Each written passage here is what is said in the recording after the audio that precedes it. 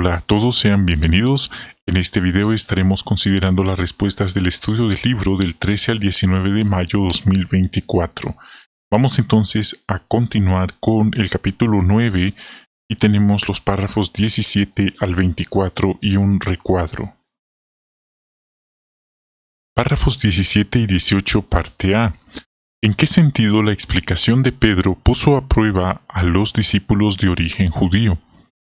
Bueno, esto puso a prueba la unidad de ellos y si ellos estarían dispuestos a mantener la unidad o a dividir la congregación debido a sus prejuicios y si aceptarían en la congregación a los gentiles recién bautizados. Vemos algo positivo. Ellos sí estaban dispuestos con una buena actitud a entender la explicación de Pedro, los 4 puntos que él les explicó.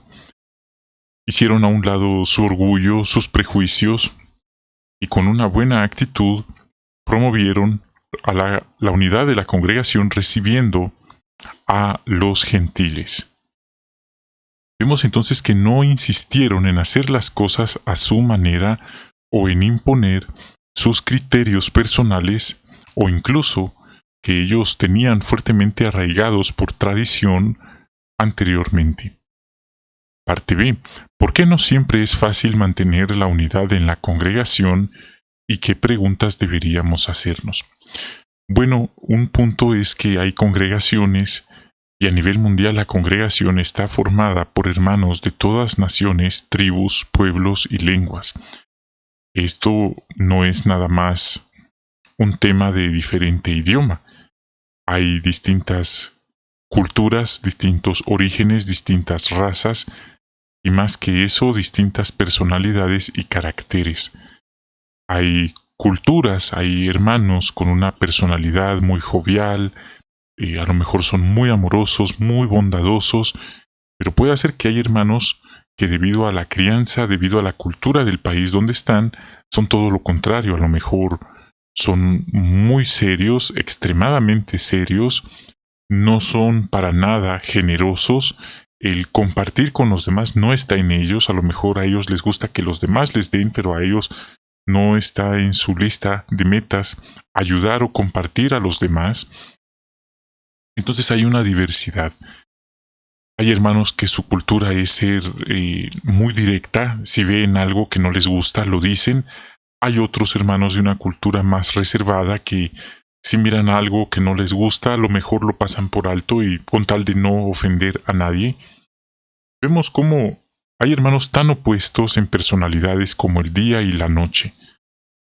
Por eso podemos preguntarnos, ¿he arrancado de mi corazón cualquier prejuicio que pueda tener? ¿Estoy decidido a impedir que las actitudes de este mundo como el orgullo de raza, nación, idioma o cultura influyan en mi manera de tratar a los hermanos de la congregación y termine dividiendo la congregación?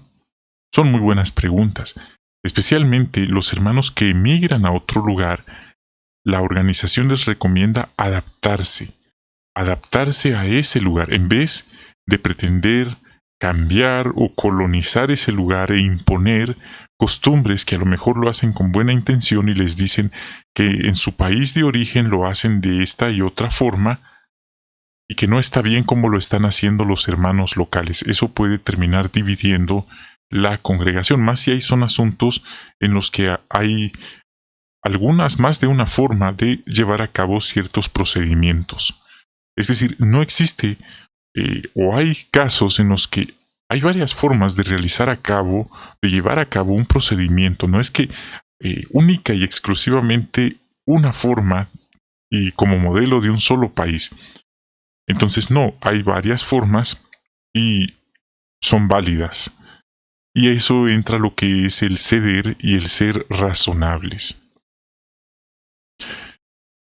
Aquí se pone un ejemplo complementario, el ejemplo de Pedro.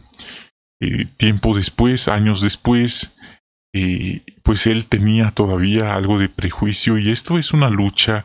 A lo mejor hoy lo hicimos bien, mañana tal vez no. Él se separó en una comida de los gentiles y se juntó nada más con los judíos, porque sentía pena, sentía vergüenza que lo vieran comiendo con los gentiles. Y vemos que Pablo, valientemente, y a lo mejor no sería de la preferencia de algunos, delante de todos lo reprendió. ¿Y cómo es eso posible? Esto sale a colación porque está en el texto, está en el párrafo también. Hay hermanos que tienen, esto no es teocrático, pero tienen la idea que alguien joven, por ejemplo, un anciano joven, no puede darle consejo a un anciano mayor. Esa es una idea completamente equivocada. Vemos que aquí Pablo, siendo un cristiano que llevaba relativamente, su conversión era reciente, le estaba dando consejo nada más y nada menos que a un miembro del cuerpo gobernante, si lo quiere ver así. Eso es lo que se ha estado manejando últimamente. Así la organización llama a Pedro y a Pablo miembros del cuerpo gobernante del primer siglo. Es decir, no era cualquier hermano. Ahora imagínese Pablo delante de todos diciéndole a Pedro que era un hipócrita. Así, una palabra muy fuerte, pero está en ese texto. Era una persona hipócrita por predicar una cosa, pero no practicar lo que estaba predicando. Es algo que, sin duda, muchos hermanos hoy se escandalizarían si eso ocurriera en la congregación donde ellos asisten. Normalmente algunos hermanos son de la opinión que prefieren abordar estos asuntos en privado. De hecho, Jesús dijo que si teníamos algo en contra de un hermano lo abordáramos en privado, uno a uno. Pero vemos aquí que Pablo no siguió ese proceder, sino que delante de todos, Pedro pudo haberse ofendido y decirle: me estás humillando, me estás poniendo por los suelos delante de todos, soy miembro del cuerpo gobernante, yo tengo las llaves del reino, yo soy de los 12 o el principal. Pero él no hizo eso, él aceptó el consejo. Un punto para meditar.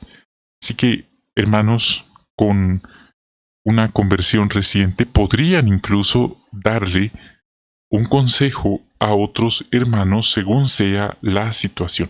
Es que a veces pensamos que hay hermanos que porque tienen muchos años, décadas de servicio, automáticamente todo lo que ellos hacen y dicen es perfecto.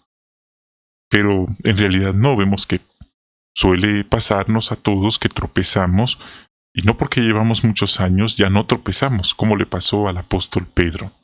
Y a veces necesitamos cierto consejo que a lo mejor no nos va a gustar, pero lo necesitamos.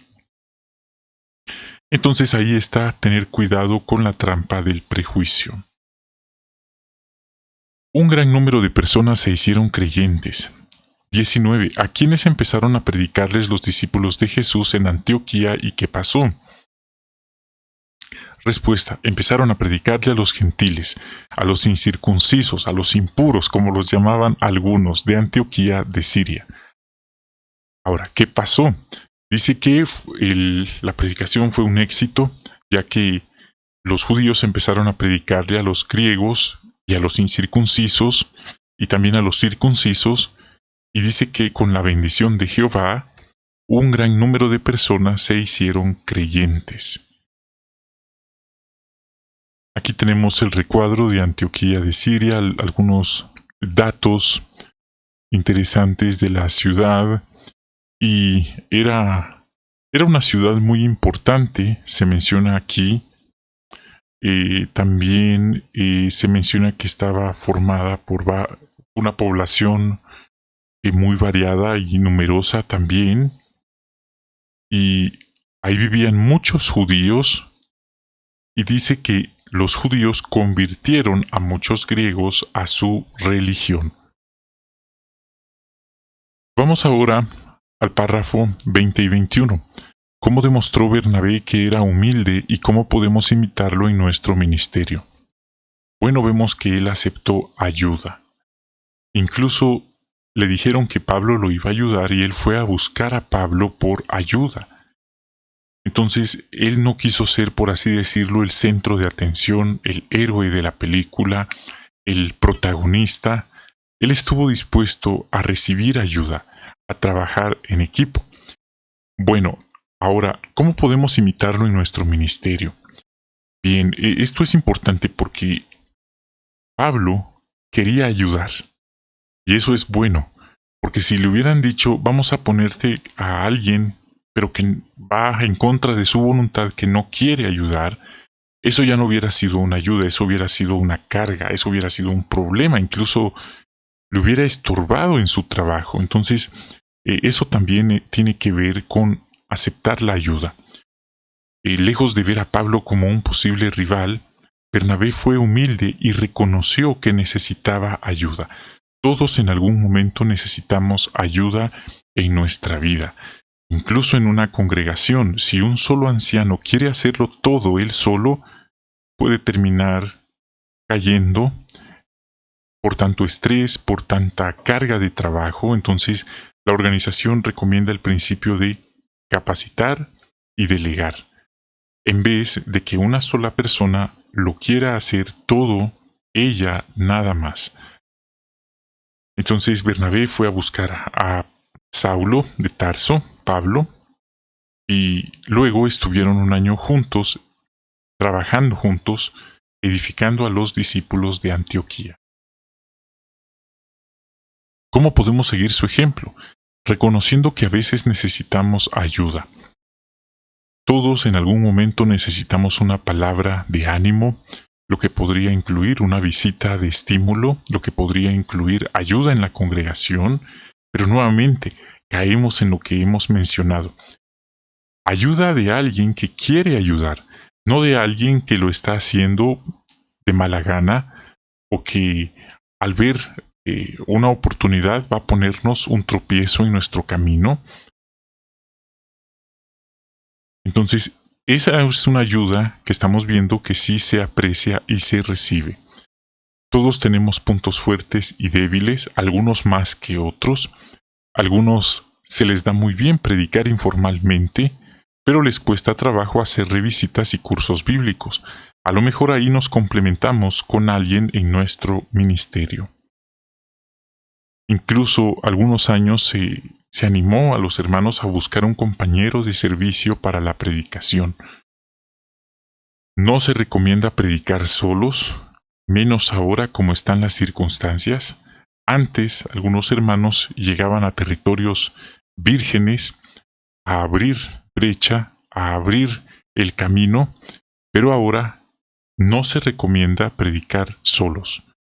Si es posible dos, y en algunos lugares predican juntos, muy juntitos, en grupos de más de 3 hermanos por seguridad personal.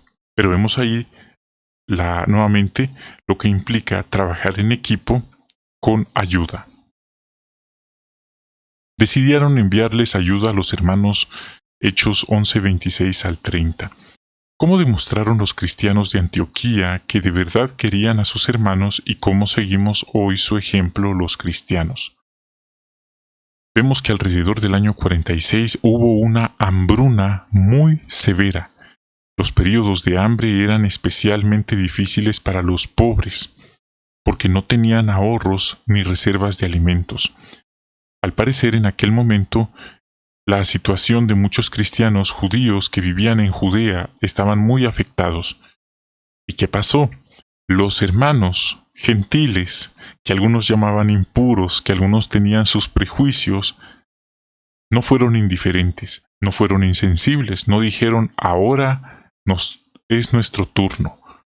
Nos han despreciado, nos han tratado mal, ahora a nosotros nos corresponde. No, ellos, judíos y gentiles, decidieron enviar una ayuda.